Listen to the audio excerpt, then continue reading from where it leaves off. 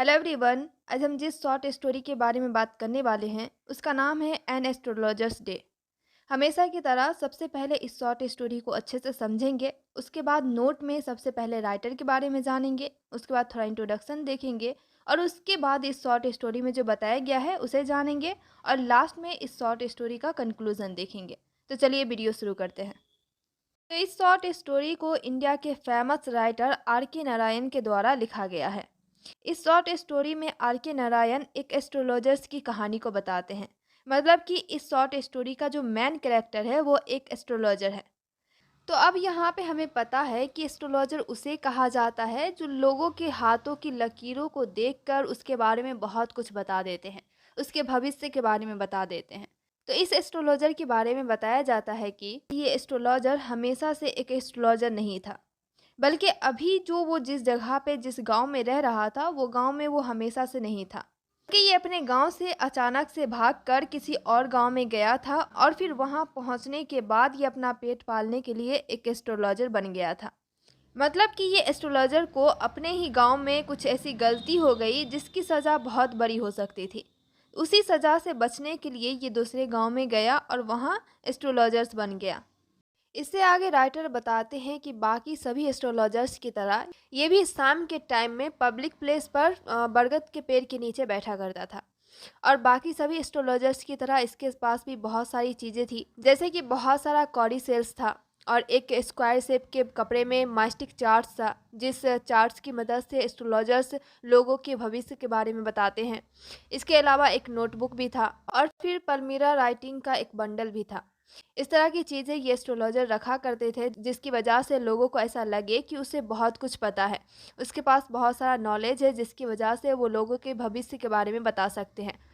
इन सब चीज़ों की वजह से लोग उसके पास आएंगे और उसके काम के बदले में उसे पैसे देंगे।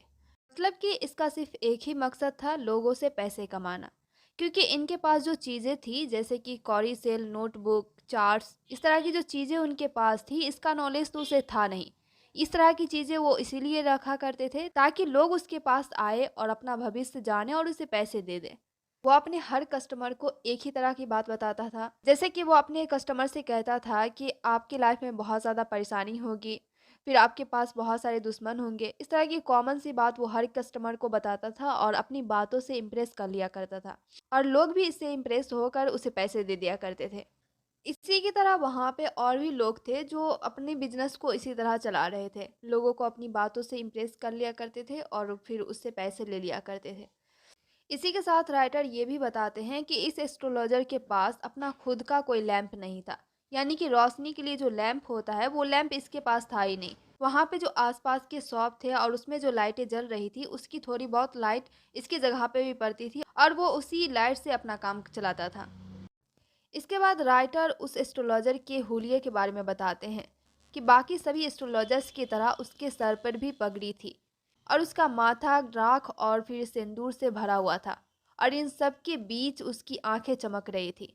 और जब भी उसके पास कोई कस्टमर आता था तो वो तुरंत ही उससे बात करना शुरू नहीं करते थे, बल्कि अपने कस्टमर को बोलने का मौका देते थे ताकि उसकी प्रॉब्लम को सुनकर वो कुछ अच्छा सा कहानी बना सके, उसकी प्रॉब्लम के सलूशन को इस तरीके से तैयार कर सके कि उसका कस्टमर उससे इम्प्रेस हो जाए और उसे पैसे दे दे। इसी तरह वो अपने सभी कस्टमर को बेवकूफ़ बनाता था और उससे पैसे लिया करता था। एक रात जब वो अपने बारे में सोच रहा था कि किस तरह वो अपने गांव को छोड़ कर के आ गया और यहाँ एक एस्ट्रोलॉजर बन गया और अपना पेट पालने के लिए लोगों को किस तरह से ठगता है, इस तरह की बातें वो सोच ही रहा था कि सामने उसे एक आदमी दिखता है जो यूं ही वहां पे टहल रहा था।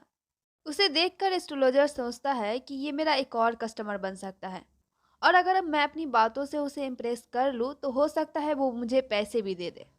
इस तरह का प्लान बनाते हुए वह उसके पास जाता है और अपनी नॉलेज की तारीफ करने लगता है। लेकिन उस आदमी को इस तरह की बातों पे यकीन नहीं था, इसलिए वह एस्ट्रोलॉजर की बात को इग्नोर करने लगता है।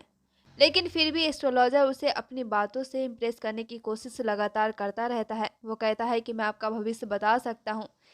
इसी तरह दोनों के बीच बहस चल ही रही होती है, तभी वह दूसरा आदमी जिसे एस्ट्रोलॉजर अपना क्लाइंट समझ रहा था, अपना कस्टमर समझ रहा था, वह बीड़ी पीने के लिए माचिस की तीली जलाता है और उसी आग की रोशनी में एस्ट्रोलॉजर उस आदमी का चेहरा देख लेता है। उसका चेहरा देखते ही एस्ट्रोलॉजर बहुत ज़्यादा डर जाता है, घबरा जाता है और फिर वहाँ से जाने लगता है। लेकिन वह जो दूसरा आदमी है वो एस्ट्रोलॉजर को पकड़ लेता है और कहता है कि भाग क्यों रहे हो, अब मेरा भविष्य बताओ। मैं जानना चाहता हूँ कि मेरा भविष्य क्या है। जो सच्चाई है वो मुझे बताओ, मुझे जानना है। एस्ट्रोलॉजर उसका फेस देखने के बाद उसके पास बैठना तक नहीं चाहता था, लेकिन फिर भी उसे बैठना पड़ता है क्योंकि वह उसका कस्टमर था और उसे छोड़कर वह भाग भी नहीं सकता था। इसलिए वह वहाँ पे बैठता है और उसे बाकी सभी कस्टमर की तरह उसे भी अपना डायलॉग सुनाने लगता है। लेकिन वह जो आदमी था वो इस तरह की बातों से इम्प्रेस नहीं होता है और कहता है कि इस तरह की बातें कॉमन सी बात है, मुझे कुछ अलग बताओ जिससे मुझे यकीन हो जाए कि तुम सच में एक एस्ट्रोलॉजर्स हो, तुम्हारे पास एक सुपर पावर है। और फिर वो ये भी कहता है कि अगर तुम कुछ ऐसी बातें बता पाए जिससे मुझे यकीन हो जाए कि तुम्हारे पास एक सुपर पावर है, तो मैं तुम्हें बहुत सारा पैसा दूंगा। इस तरह की बातें सुनकर वो एस्ट्रोलॉजर तैयार हो जाता है और उससे कहने लगता है कि मैं जानता हूँ कि आपके पास्ट में क्या हुआ था। तो वो सामने वाला इंसान भी पूछता है कि बताओ क्या हुआ था। तभी वो एस्ट्रोलॉजर कहता है कि आपके पास्ट में कोई इंसान आप पे छुरी से हमला किया था और कुएं में ढकेल कर आपको मरने के लिए छोड़ दिया था। इस तरह की बातें सुनकर वो सामने वाला इंसान हैरान हो जाता है क्योंकि ये बातें सच थी। इस तरह की बातें सुनकर वह इंसान एस्ट्रोलॉजर से इम्प्रेस्ड हो जाता है और कहता है कि मुझे और बताओ, ये बात तो सच है, मुझे इससे आगे और बताओ। तभी एस्ट्रोलॉजर कहता है कि मुझे पता है कि आप वही इंसान को ढूंढ रहे हो ताकि उससे अपना बदला ले सको। इस तरह की बातें सुनकर वो और भी ज़्यादा इम्प्रेस्ड हो जाता है क्योंकि ये बात सच थी, वो उसी इंसान को तलाश कर रहा था ताकि वो अपना बदला ले सके। उसके आगे एस्ट्रोलॉजर कहता है कि मुझे आपका नाम भी पता है, आपका नाम है गुरु नायक। इतना सुनने के बाद वो इंसान और भी ज़्यादा शॉक्ड हो जाता है और उसे यकीन हो जाता है कि ये एस्ट्रोलॉजर सच्चा है, इसके पास सच में कोई पावर है जिसकी वजह से ये लोगों के बारे में बता सकता है। कि आगे वह इंसान जिसका नाम था गुरु नायक, वो एस्ट्रोलॉजर से कहता है कि मुझे उस इंसान के बारे में जानना है जिसने मुझ पे हमला किया था। तो एस्ट्रोलॉजर कहता है कि मुझे पता है कि आप उस इंसान को ढूंढ रहे हैं, लेकिन वो इंसान इस जन्म में नहीं मिलने वाला है क्योंकि उसकी मृत्यु हो चुकी है। एक लॉरी के नीचे आकर उसका दर्दनाक मौत हो चुका है। इस तरह की बातें सुनकर गुरु नायक परेशान हो जाता है कि वह उससे बदला नहीं ले सका। लेकिन उसके एक्सीडेंट का सुनकर उसे तसल्ली भी होती है कि जिसने उस पर हमला किया था उसकी दर्दनाक मौत हुई है। इतना सुनने के बाद गुरु नायक एस्ट्रोलॉजर को कुछ पैसे देता है और वहां से चला जाता है। एस्ट्रोलॉजर को भी बहुत देर हो चुकी थी, इसलिए वह भी वहां से अपने घर चला आता है। घर आने के बाद वो पैसे अपनी वाइफ को दे देता है और कहता है कि आज मेरे सीने पे से बहुत बड़ा बोझ उतर गया है।